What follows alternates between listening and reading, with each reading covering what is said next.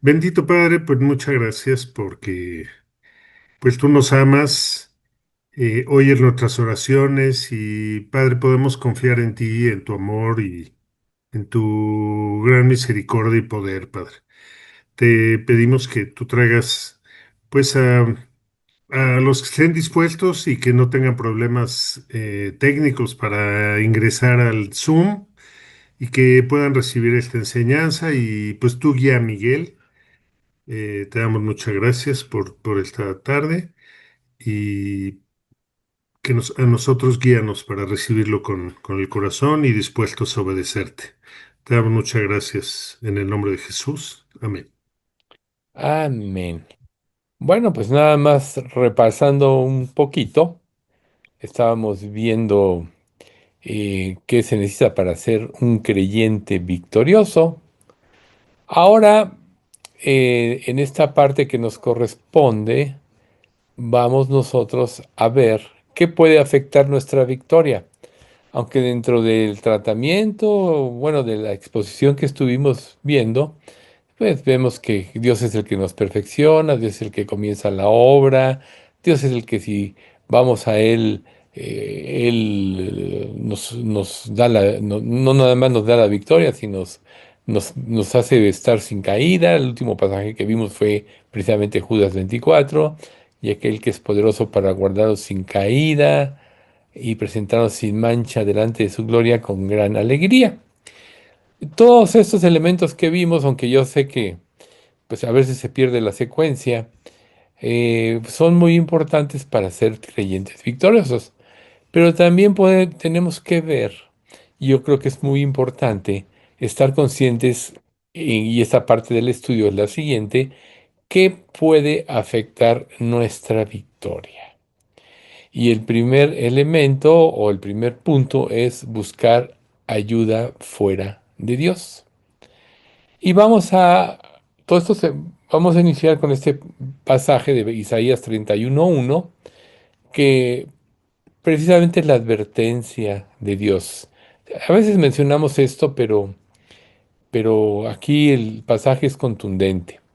Hay de los hijos que descienden a Egipto por ayuda y confían en caballos y su esperanza ponen en carros porque son muchos y en jinetes porque son valientes y no miran al Santo de Israel ni buscan a Jehová.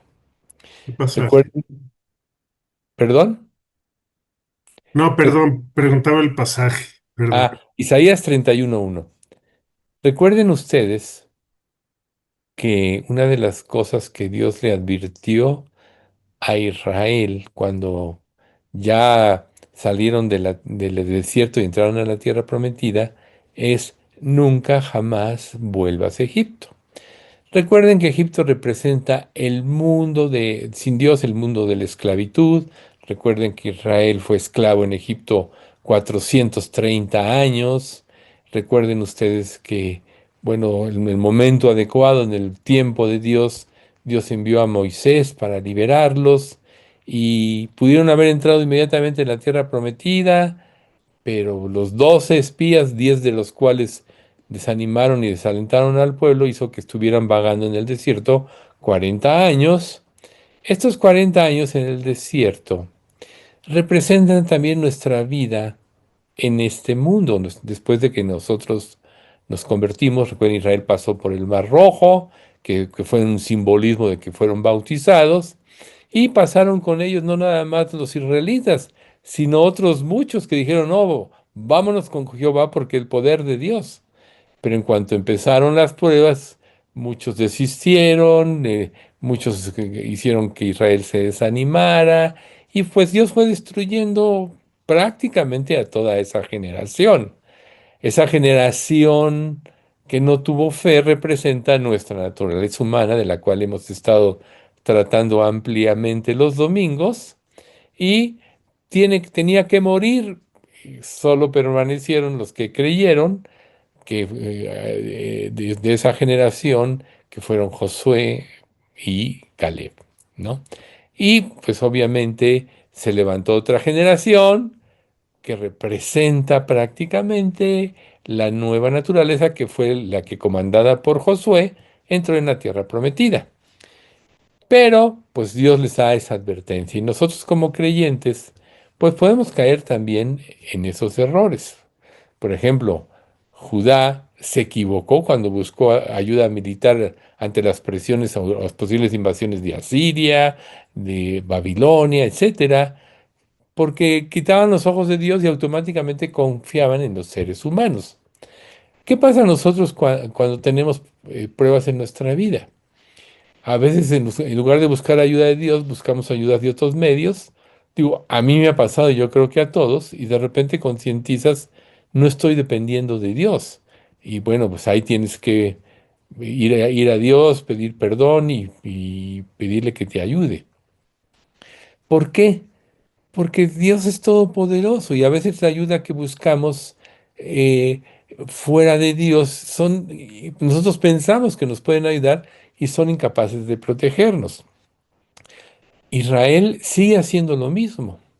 Si ustedes ven, pues ahorita ha aumentado el antisemitismo y todo, pero tiene como aliado todavía a Estados Unidos. Hay algunos otros países que los apoyan, pero la mayoría de ellos ya están en contra de Israel. ¿Y cuál es el error de Israel? Buscar ayuda en los hombres, buscar ayuda en los hombres y no en Dios, ¿no?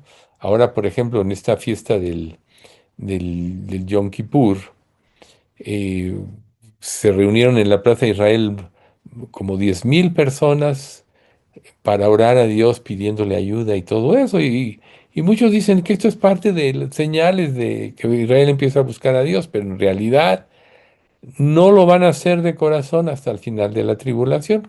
Recuérdense en Zacarías 12:10, y mirarán a mí a quien traspasaron y llorarán hasta cuando vean al Mesías descender y se den cuenta que fue Jesús a quien rechazaron y que en vano sufrieron, más bien dicho, por su rechazo, sufrieron más de 2000 años. Imagínense ustedes, ¿sí? Rechazaron a Jesús, perdieron su templo y llevan casi, todavía no, porque fue en el año 70 que se destruyó el templo por Tito, ya no pudieron tener sacrificios, entonces llevan casi 2000 años. Y ahorita que Dios les permitió, que es una señal de ya del fin de los tiempos, volver a tener su tierra, etcétera, siguen buscando ayuda de fuera y no de Dios. Hasta que queden solos y empiecen a depender de Dios cuando Dios va a empezar a hacer milagros. Entonces, tanto Egipto como Judá, que buscó ayuda en Egipto, ambos caerían por su arrogancia. Nosotros vemos, y es muy importante mencionarlo, porque lo estamos viviendo en las noticias, que Estados Unidos está cayendo, está dando patadas de ahogado, si bien todavía sí tiene la armada más poderosa y todo, pero ya pronto van a ser superados y está en una crisis severa, ¿no? ¿Por qué? Porque violaron lo establecido por Dios, ¿no? ¿Cuál fue el fundamento, por ejemplo, de Estados Unidos?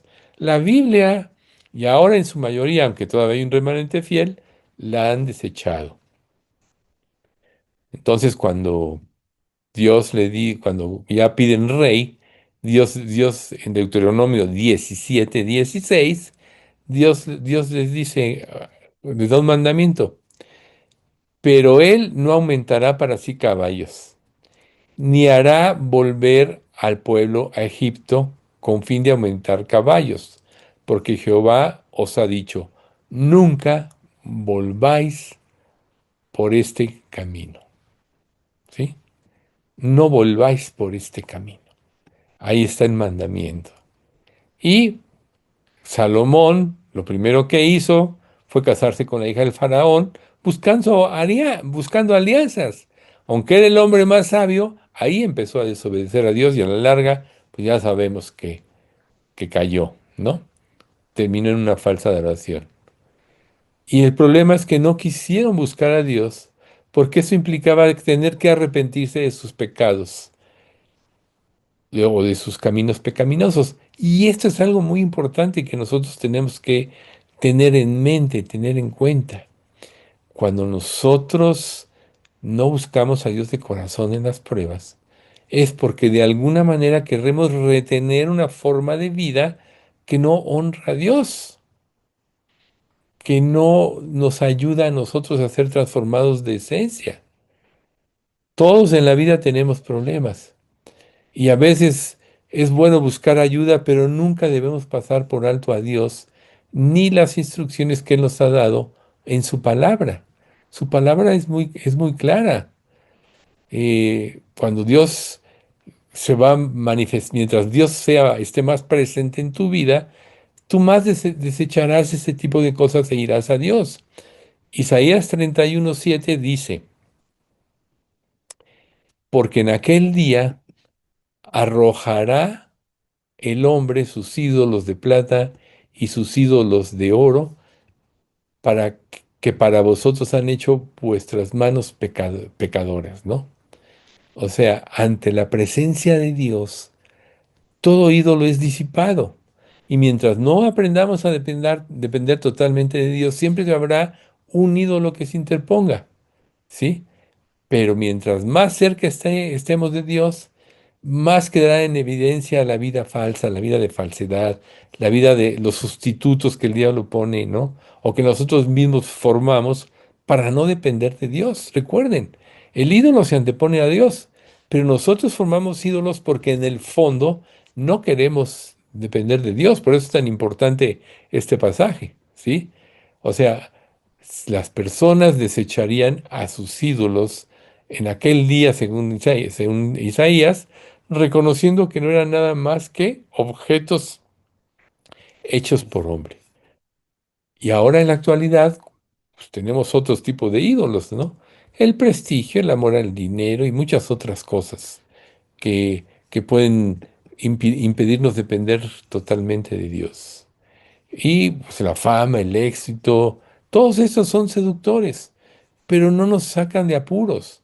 Es como una persona que, por ejemplo, quiere huir de los problemas y se droga o va y toma alcohol, etcétera, o busca emociones fuertes, etcétera, que por un momentito les pueden causar un cierto alivio, pero nunca de esencia.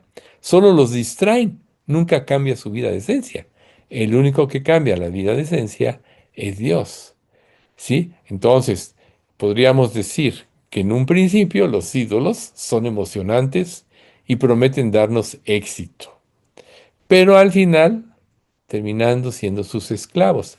Este es otro punto importante, terminando siendo tus esclavos.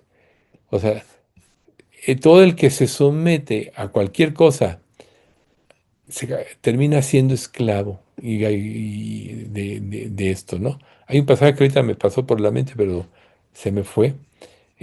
Pero que bueno, Jesús dijo, y todo aquel que hace pecado esclavo es del pecado, pero el que se somete a un ídolo se hace esclavo del ídolo.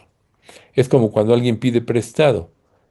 El que pide prestado se hace esclavo del que le presta. El que pide ayuda se hace esclavo del que le ayuda. Por ejemplo, cuando pidió Israel ayuda a Siria, se hizo esclavo de Asiria, ¿no? Aún recuerden, no recuerdo ahorita, creo que fue Acab, o no me acuerdo qué rey fue exactamente, que fue a visitar al rey de Asiria y mandó que viniera uno de los sacerdotes para que hiciera un altar como el que había visto allá en Nínive. O sea, y cuando Dios había dado instrucciones específicas de cómo debería ser el altar de la adoración, ¿no? Entonces vemos que esto nos extravía. Entonces, Jeremías 13 del 15 al 17 nos dice, escuchad y oíd, no os envanezcáis, pues Jehová ha hablado. Dad gloria a Jehová, Dios vuestro, antes de que haga venir tinieblas y antes que vuestros pies tropiecen en montes de oscuridad y esperéis luz y se os vuelva en sombra de muerte y tinieblas. Mas si no oyereis esto, en secreto llorará mi alma a causa de vuestra soberbia y llorando amargamente se desharán mis ojos en lágrimas, porque el rebaño de Jehová fue hecho cautivo. ¿Ves? Este pasaje es muy significativo, porque Dios está advirtiendo que el orgullo, o sea, oíd y no os envanezcáis. Cuando tú escuchas la palabra de Dios y no lo obedeces, te estás envaneciendo por sobre Dios. Pero pues Jehová ha hablado, no hay mayor autoridad que la de Dios. Por eso es que aún los falsos maestros de la Biblia tergiversan la palabra y la acomodan para que la gente no genere convicción. Pero cuando una persona quiere dar gloria a Dios, sinceramente, entonces es liberada. Pero si no quiere darle gloria a Dios porque se antepone un ídolo, entonces tropiezan en oscuridad y caen en tinieblas.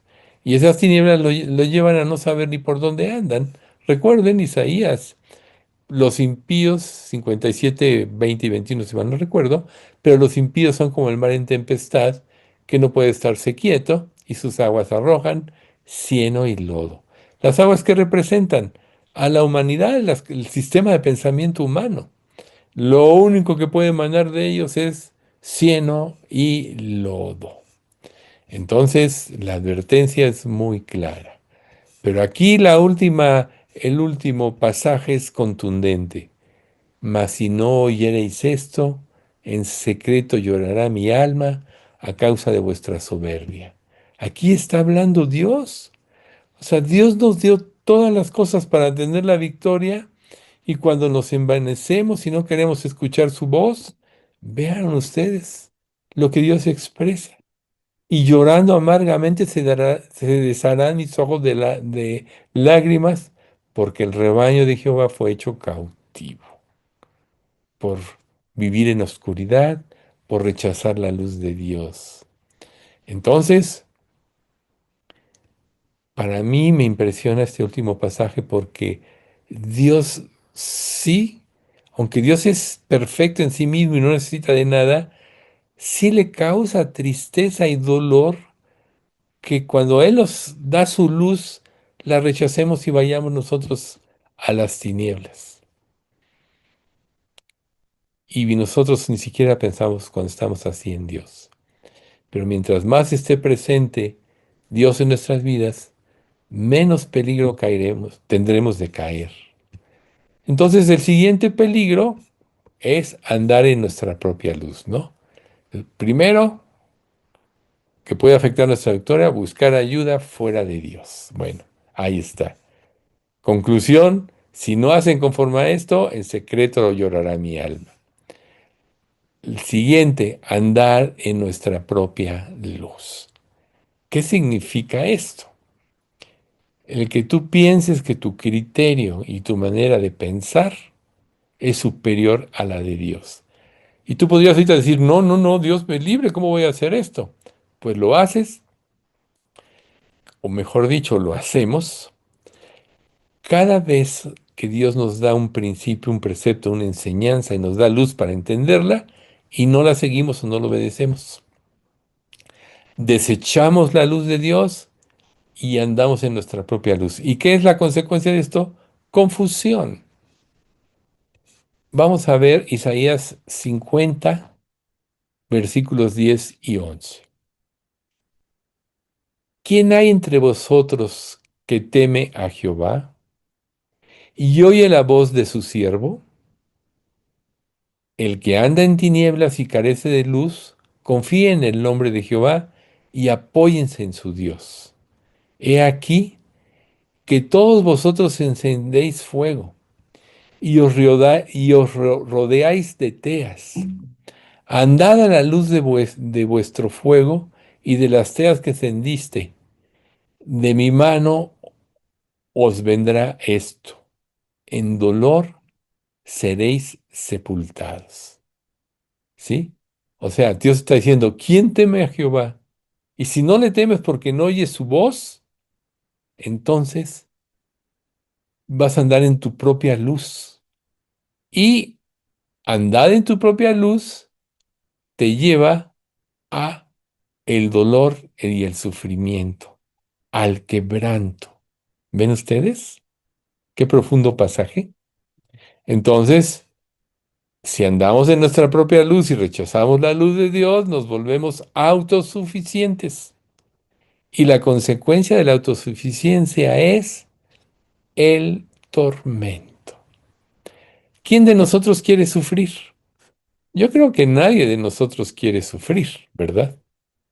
Pero cuando nosotros andamos en nuestra propia luz, bajo nuestros propios criterios, reitero, la consecuencia de esto es el tormento. También cuando basamos nuestra confianza en nuestra inteligencia o en nuestra apariencia o en nuestros logros en lugar de en Dios, nos arriesgamos a sufrir gran tormento cuando esas cualidades desaparezcan. Recuerden que Pedro mismo dice que todos los elementos al fuego serán desechos, serán quemados, y la tierra y las obras que en ella hay serán desechas. O sea, poner la esperanza en las cosas de un mundo que va a ser destruido es hacernos un fraude a nosotros mismos. Cuando nosotros confiamos en los valores de este mundo, que no es eso, sino la inteligencia, la apariencia, muchas personas dicen, yo estoy bien porque estoy bien económicamente, o yo estoy bien porque aparentemente no hay problemas en la familia, o yo estoy bien por situaciones. En realidad nunca va a estar bien nadie si no está bien con Dios. ¿Ven ustedes? Lo más importante es andar bajo los principios de Dios. ¿Y qué es andar bajo los principios de Dios? Pablo nos lo dice en Gálatas 2:20, con Cristo estoy juntamente crucificado, y ya no vivo yo, mas vive Cristo en mí. Y lo que ahora vivo en la carne, lo vivo por fe en el Hijo de Dios, el cual me amó y se entregó a sí mismo por mí. O sea, todos los valores que no proceden de Dios, sino que son de este mundo, tenemos que crucificarlos. Miren, David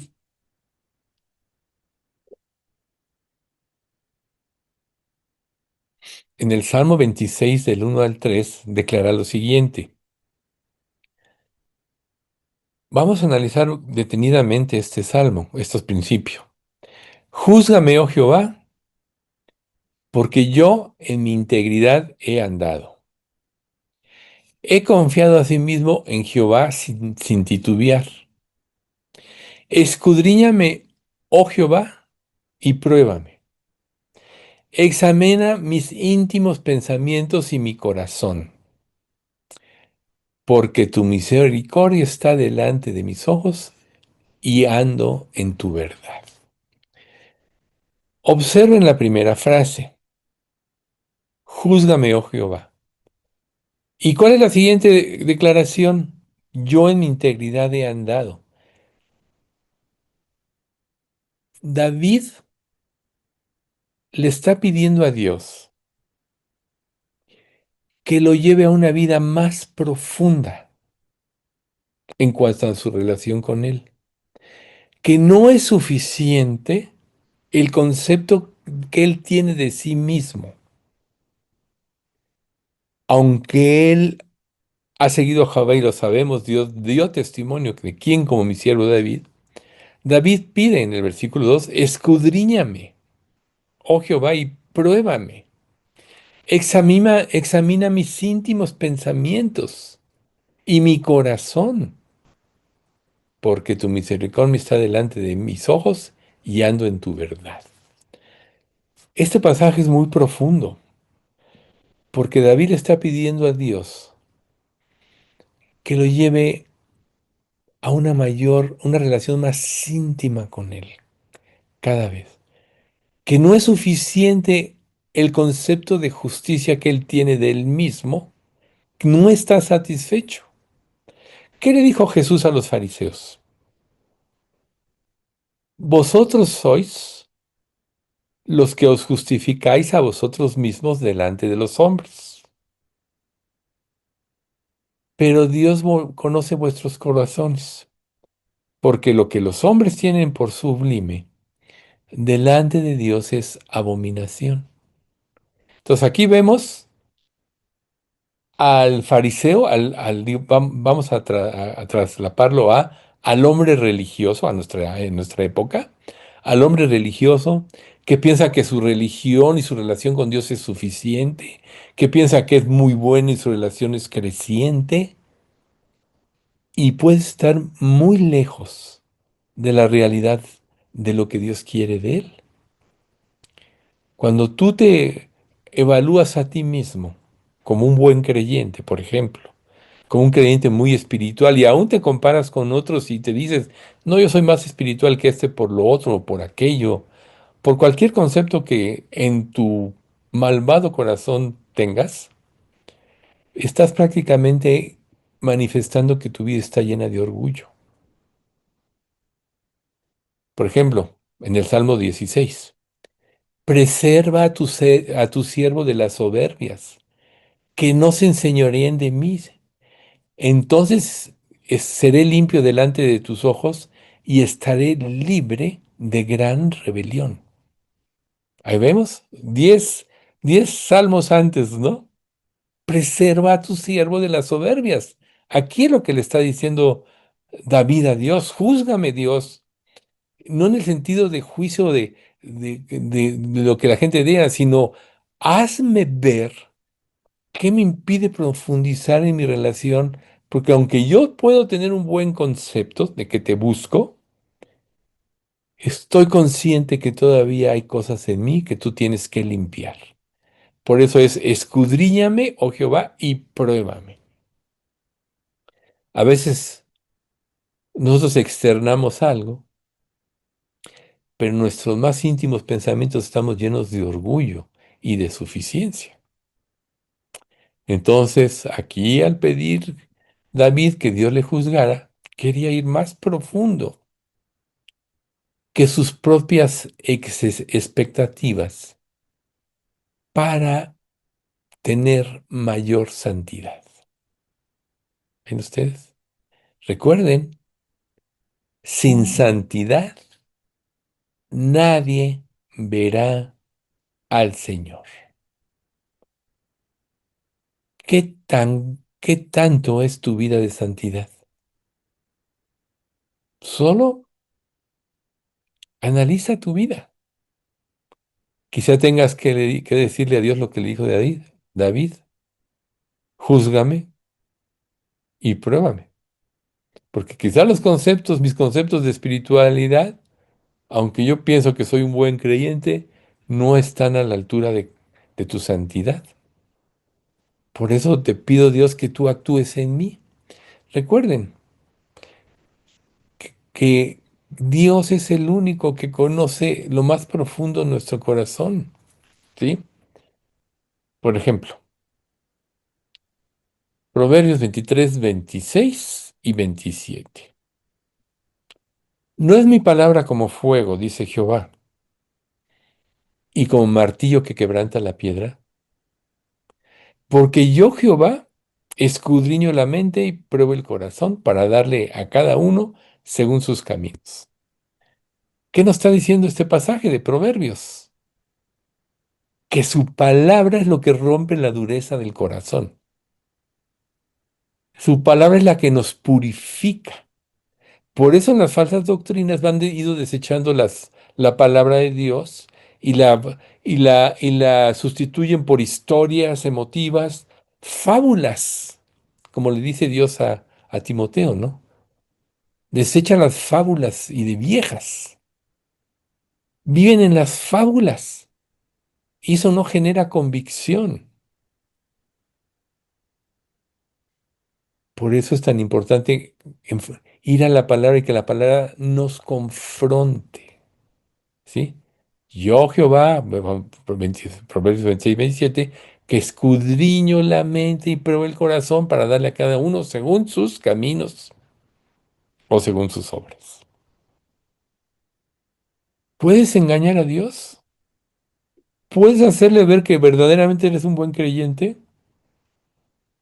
Ninguno de nosotros nunca va a tener las expectativas completas, porque el hombre perfecto que es Jesús, nadie puede ser como él. Dios está formando a Jesús en nosotros. Y como dice Primera de Juan, y cuando le veamos seremos semejantes a Él, ¿verdad? Sí, capítulo 3. Pero hasta entonces seremos perfeccionados. Ahorita volvemos a la transición en el desierto. Estamos caminando por un lugar árido, por eso tenemos tantas pruebas, tantas dolencias físicas, ¿no? Pero este es el camino a la eternidad, el camino a la tierra prometida. Aquí, en este mundo, como dijo Jesús, tendremos aflicción. Pero, ¿qué dice el siguiente pasaje? Pero confiad, yo he vencido al mundo. Y Dios dice de nosotros, antes en todas estas cosas, somos más que vencedores por medio de aquel que nos amó. Por eso es tan importante profundizar y decirle a Dios, pruébame, escudriñame, ve, ¿no? Líbrame de las soberbias, como les decía en el Salmo 16, que no se enseñoren de mí. Y entonces, volvemos al Salmo 16, sean agradables los dichos de mi boca y la meditación de mi corazón delante de ti, oh Jehová, castillo mío y roca mía. ¿Ven? Sean agradables. ¿Cuándo va a ser agradable? Cuando camines en santidad, cuando dejes que Él te siga purificando y limpiando. Todo pámpano que en mí lleva fruto, lo limpiaré para que lleve más fruto. Juan 15. ¿Ven ustedes? Entonces, andar en nuestra propia luz es el error más grande. Creer que eres algo no siendo nada es un error muy grande. ¿Y sabes una cosa? Solo Dios juzgará al fin de los tiempos. Tú no tienes que competir con nadie, porque somos tan especiales cada uno que el trabajo de Dios en cada uno de nosotros va de acuerdo a su sabiduría infinita y es diferente porque todos somos diferentes. Pero tenemos que concentrarnos en el objetivo de Dios. Cuando tú estás comparándote con alguien, por ejemplo, es que estás lleno de orgullo. Te crees más. Si no, no te compararías. Pero ¿qué dice la misma palabra? Cada uno considere a los demás como superiores a sí mismo. ¿Ven ustedes? Entonces hay muchos de estas de estos detallitos pueden haber en nuestra vida que nos impiden crecer. Dios, ¿por qué esto? ¿Y por qué esto? ¿Y por qué no tengo paz? ¿Y por qué sufro? Quizá porque andes en tus propios caminos. A lo mejor andas en los caminos de Dios, eres íntegro y sufres. Sí, porque Dios está haciendo una obra. ¿Qué dice en Hebreos? Y aunque era hijo, por lo que padeció, y hablando de Jesús, aprendió la obediencia. Y habiendo sido perfeccionado, vino a ser autor de eterna salvación a los que obedecen. ¿Ves? Hebreos creo capítulo 5, 6, 7, si mal no recuerdo. Aunque era hijo. Y si Dios a su hijo lo perfeccionó a través de las pruebas y del dolor y del sufrimiento, acuérdense de Getsemaní, si no, ¿cómo no lo va a hacer con nosotros sus hijos? Él es la raíz, nosotros somos los pámpanos. Todo pámpano que me lleva fruto, lo limpiaré para que lleve más fruto. Entonces, no, más bien alegrémonos cuando somos probados por Dios, porque Él nos está santificando para que le sirvamos.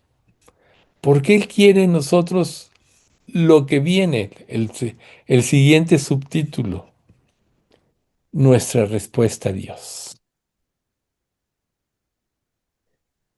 ¿Y cuál es lo más adecuado de una respuesta a Dios ante todo lo que hemos expuesto ahorita? Una vida de santidad. Santidad significa ser moralmente perfecto, puro y apartado de todo pecado. Fíjate bien, está duro, ¿verdad? Bien, pues Dios nos está llevando a esto. Nosotros, para poder llevar una vida de santidad, tenemos que ser expuestos a la palabra y ante Dios. Tenemos que descubrir la santidad de Dios. Por ejemplo, nuestras frustraciones cotidianas, las presiones sociales y nuestros defectos reducen nuestra visión de Dios. A veces tú estás concentrado en áreas de tu vida que no tienes victoria. Por ejemplo, dices mentiras, piadosas, pequeñas mentiras, pero las dices. Y cada vez que dices una mentira te quebrantas. Cada vez que no eres honesto en un comentario, te quebrantas. Y a veces te estás concentrando en esto y es como si estuvieras patinando en un suelo lodoso. La única manera de salir de las frustraciones cotidianas y de las presiones sociales y de nuestros propios defectos es ver a Dios, ver la santidad de Dios. Por lo que nosotros debemos tener en mente cómo la Biblia nos hace una descripción majestuosa de Dios para que nosotros al ser expuestos ante este ser, podamos enfrentar nuestros problemas y preocupaciones en la dependencia de Él. Por ejemplo, ¿qué pasó cuando Dios se presenta en el monte? eh, este, Morirá. no Moría, el monte Ebal, donde viene la nube y todo eso. Todo lo demás sí sucede cuando Adán sacrifica a Isaac, y todo eso es el monte Moriah, era donde David pide que se detenga el juicio, que compra la era de Ornán, el Jebuseo, es el monte Moriah. Pero aquí este es el monte, ay, se me fue el nombre ahorita. Los olivos, ¿Perdón? de los olivos, no. No, ese está junto a Jerusalén. No, bueno, ahorita me acuerdo. El caso es que ahí, ¿qué pasó cuando Dios le dice al pueblo, le dice a Moisés, oye, que todos se purifiquen y se limpien, que nadie se acerque porque morirá? Y cuando Dios empieza a hablar, temen tanto que dicen, ya no nos hable Dios porque sentimos que morimos. Mejor que Dios te hable a ti, tú nos dices. Y ahí es cuando Moisés les dice, bueno, profeta, como yo les levantará a Dios, a él oíd, y ese era Jesús, ¿verdad? Bien, para que nosotros podamos llevar una vida de servicio eficiente, tenemos que ser expuestos a la grandeza de Dios, y esta solo se va a manifestar en nuestra vida a través de su palabra. Esta le pasó a Isaías. Vamos a ver Isaías 6:5. Entonces dije, ay de mí que soy muerto, porque siempre siendo hombre inmundo de labios y habitando en medio de pueblo que tiene labios inmundos, han visto mis ojos al Rey, Jehová de los ejércitos. ¿Ven ustedes? Han visto mis ojos al Rey, Jehová de los ejércitos. Cuando Isaías, igual que Israel, se enfrenta a Dios, se siente, o sea, se ve como realmente es. Soy hombre inmundo de labios. ¿Cómo puede ser? Entonces nosotros podemos decir, si nuestros labios no son puros o no están limpios, también nuestro corazón está sucio. La forma en que te expresas, tu lenguaje corporal, tus ideas o cómo manejas tus comentarios para solo dejar ver de ti lo que quieres que la gente vea, ¿no? Eso se llama no ser transparente. Mientras más estás cerca de Dios, más transparente y abierto eres, como Isaías. Soy hombre inmundo de labios. Pero si quieres guardar las apariencias y todo, eso se llama hipocresía. ¿Ves tú? No todo el mundo a veces soporta, ni quiere decir que tú le tengas que decir todo a la gente. El que lo tiene que saber todo es Dios. Pero mientras más transparente seas con Dios, más libre serás en tu relación con los demás. Si no eres libre en tu relación con Dios, no eres libre y entonces solo vas a mostrar de ti aspectos que la gente quiere que conozca y eso no es honestidad, ¿verdad? Entonces, la visión de la santidad de Dios le recordó a Isaías su propia indignidad. Le recordó que merecía un juicio divino. Por ejemplo, la entrega tiene mucho que ver con el grado de apreciación de nuestra parte de lo que Jesús hizo por nosotros en la cruz. Un versículo multinombrado es 1 Corintios, ¿no? Que 5 que dice eh, que dice, ay,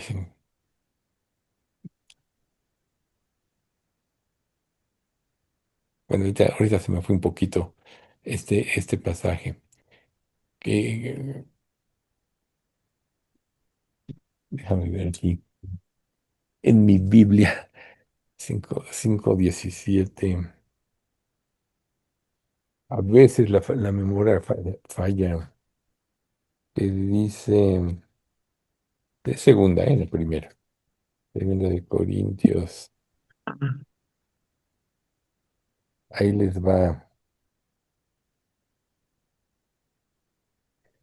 dice, porque el amor de Cristo nos constriñe, pensando esto, que si uno murió por todos, luego todos murieron, para que los que viven ya no vivan para sí, sino para aquel que murió y resucitó por ellos.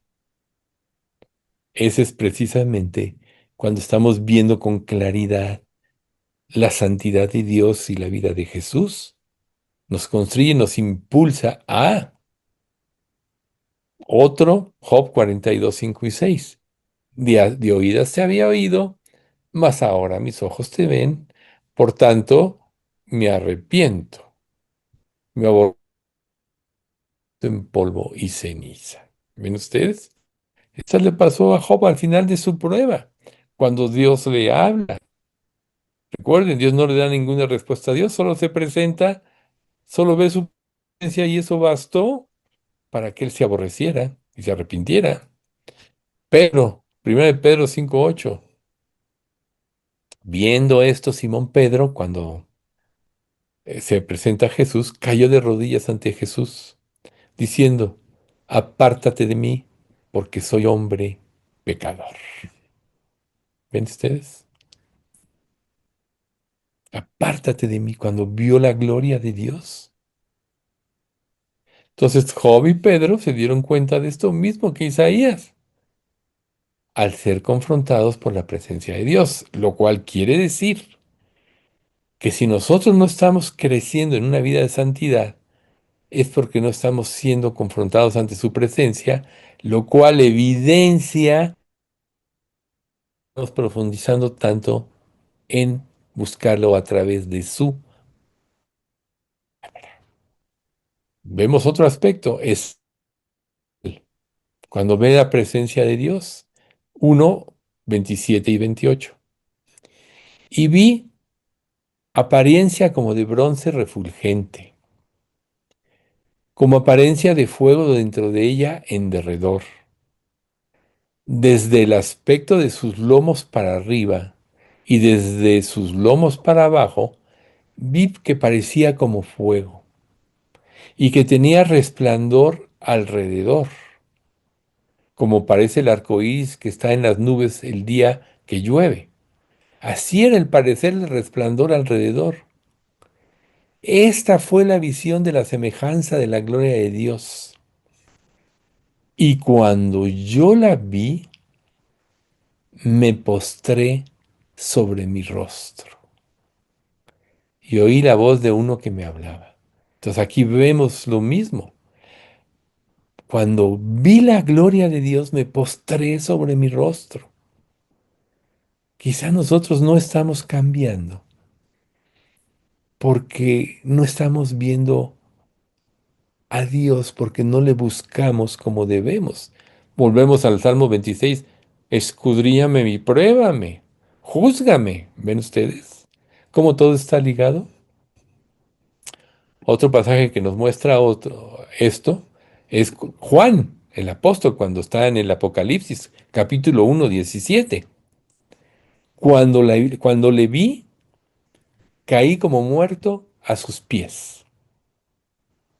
Y él puso su diestra sobre mí, diciéndome, no temas, yo soy el primero y yo soy el último. Entonces, ven ustedes, cuando le vi, caí como muerto a sus pies. Entonces aquí la pregunta es, ¿cómo es tu relación con Dios?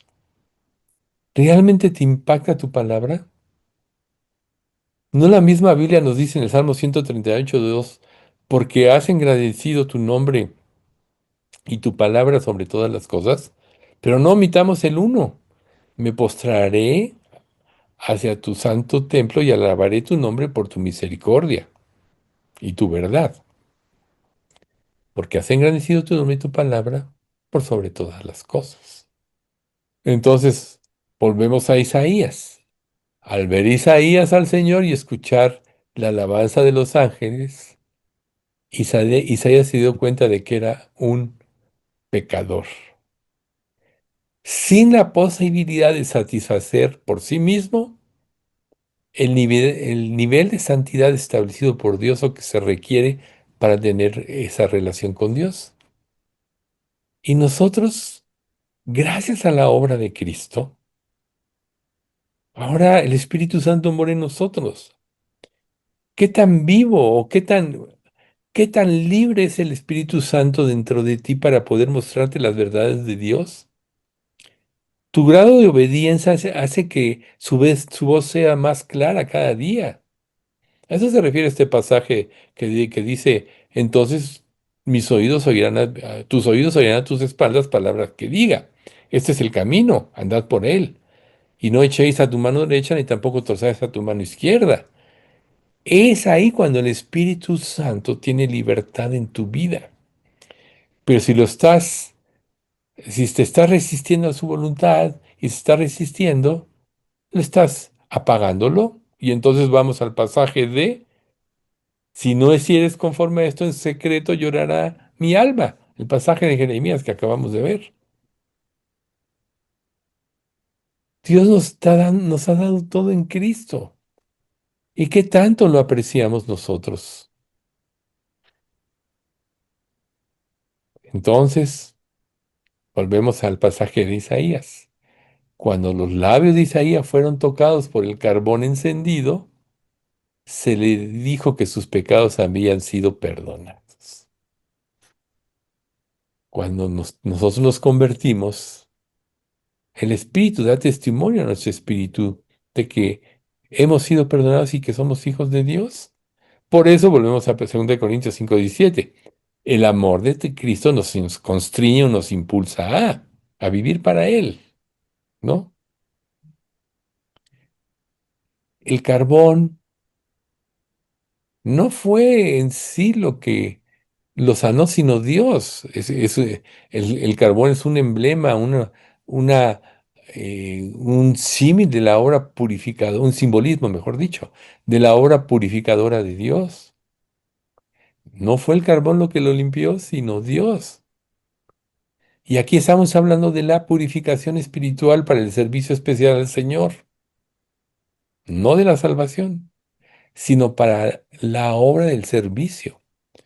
¿Ustedes creen que todo lo que la iglesia está viviendo actualmente es nada más así? ¿Que Dios se goza en que suframos? No, Dios está preparando a la iglesia para arrebatarla. Pero mientras llegue ese día, Él quiere que demos testimonio de Él. ¿Cuál fue el fracaso de Israel? El objetivo de crear la nación de Israel, aparte de que fuera el Mesías, que era lo más importante a través de ellos, que viniera el Mesías, era dar testimonio al mundo de Dios, de la gloria y de la gracia de Dios. ¿Y qué hizo Israel?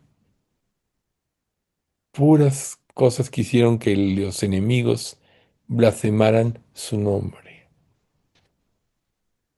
Entonces, cuando Dios toca a Isaías, cambió su vida. No importaba qué tan difícil fuera o sería su tarea.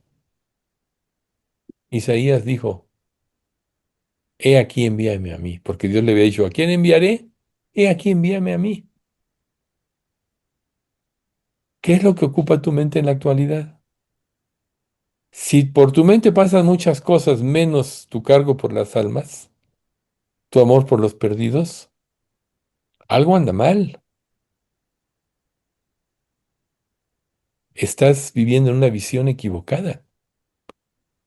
Sí, ya lo hemos dicho en este estudio mismo. Los problemas a veces son muy difíciles, pero son para que pongamos los ojos en Jesús. Son para que crezcamos en santidad. Entonces, cuando Isaías ve la gloria de Dios, y Dios le dice, ¿a quién enviaré? Envíame a mí. ¿Qué tan dispuesto estás tú? A lo mejor tienes que renovarte y recapitular tu vida, reconocer que has estado equivocado. Volvemos al Salmo 26. Júzgame, Dios, ¿no? Pero Isaías le dio la respuesta correcta. Una evidente disposición humilde y confianza plena en Dios del profeta. ¿Y qué? ¿No sufrió Isaías? Recuerden, fue aserrado, lo cortaron con una sierra. ¿No sufrió Jeremías? Vivió solo casi 30 años, porque lo desechó Israel, su familia y todos. Lo quisieron matar porque decía la verdad. Hay un costo de seguir a Cristo. El costo es el mundo. Por eso Dios te dice, no améis el mundo, ni las cosas que están en el mundo. Si alguno ama al mundo, el amor del Padre no está en él. Y tú dices, no, pues yo no amo al mundo.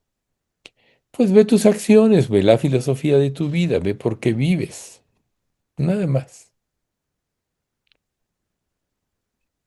Ahora, aunque Isaías estaba al tanto de su pecado, siendo hombre inmundo de labios, estaba disponible para Dios.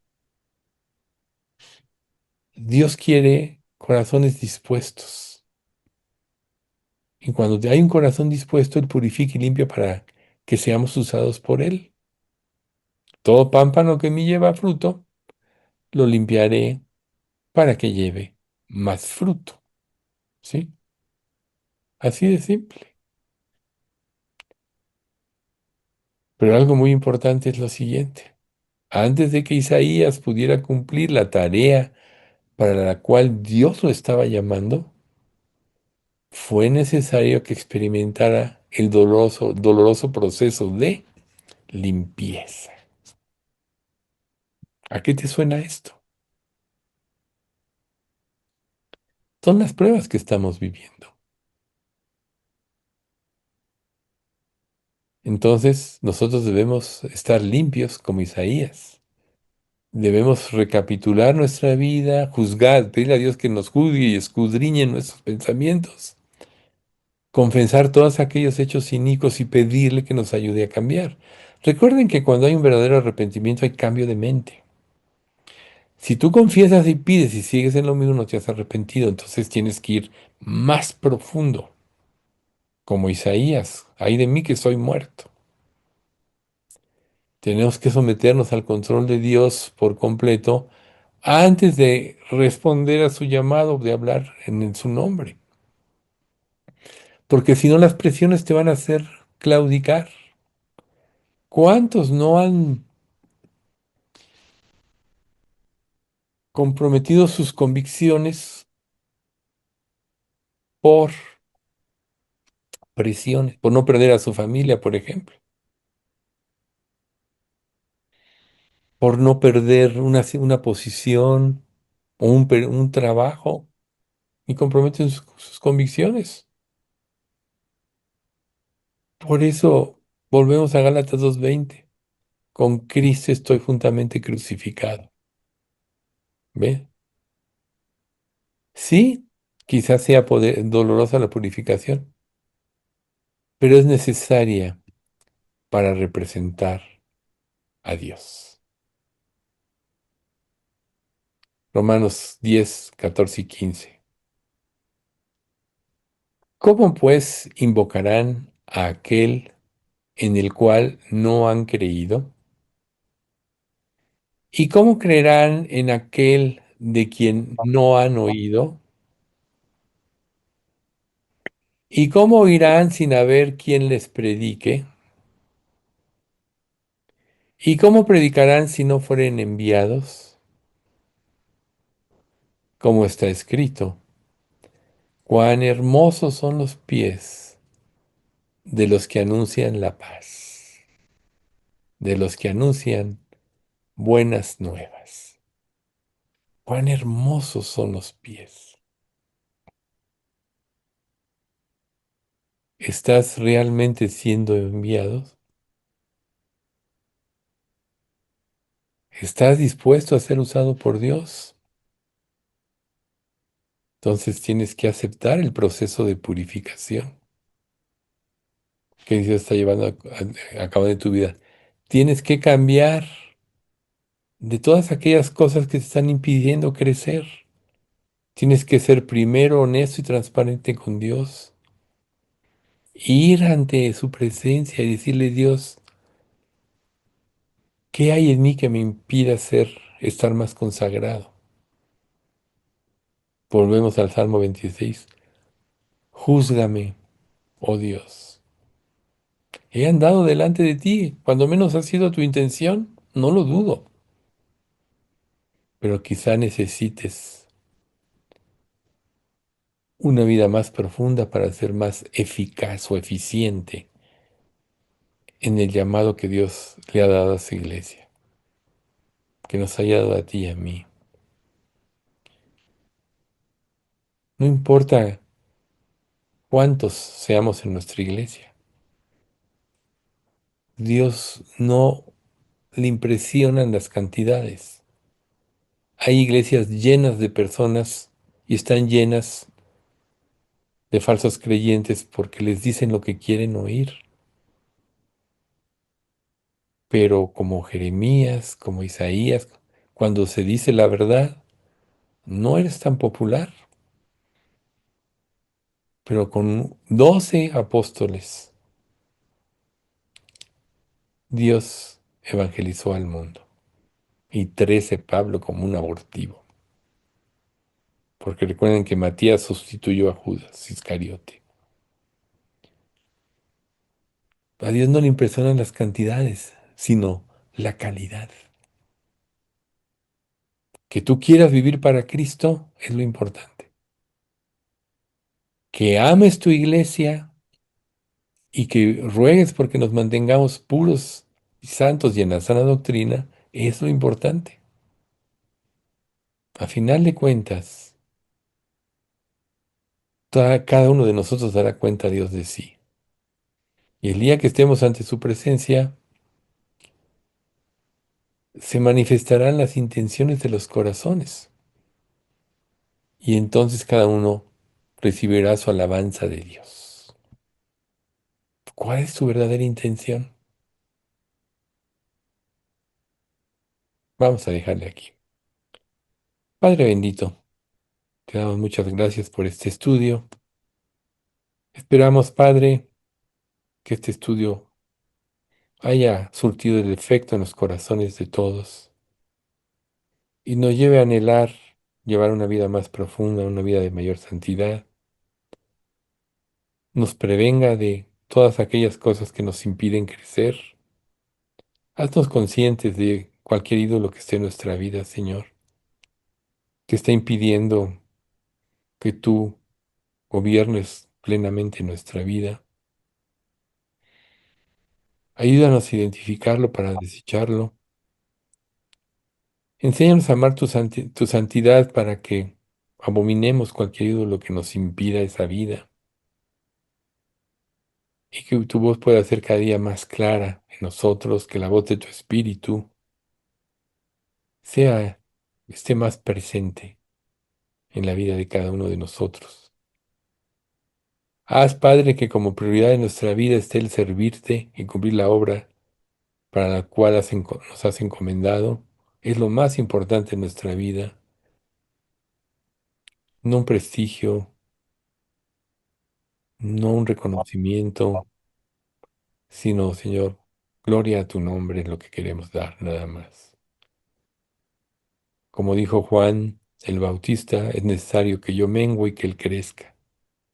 Haz que menguemos en nosotros mismos para que Cristo crezca en nosotros, Padre, y santifica, purifica y limpia a nuestra iglesia.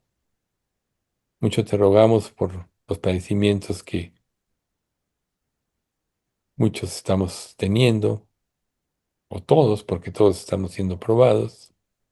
Fortalécenos, Padre, y haz que siempre pongamos los ojos en ti y que confiemos en que todo lo que tú permites es para purificarnos, santificarnos y limpiarnos para que te seamos instrumentos útiles en tus manos. Todo esto te lo pedimos en nombre de Cristo Jesús. Amén.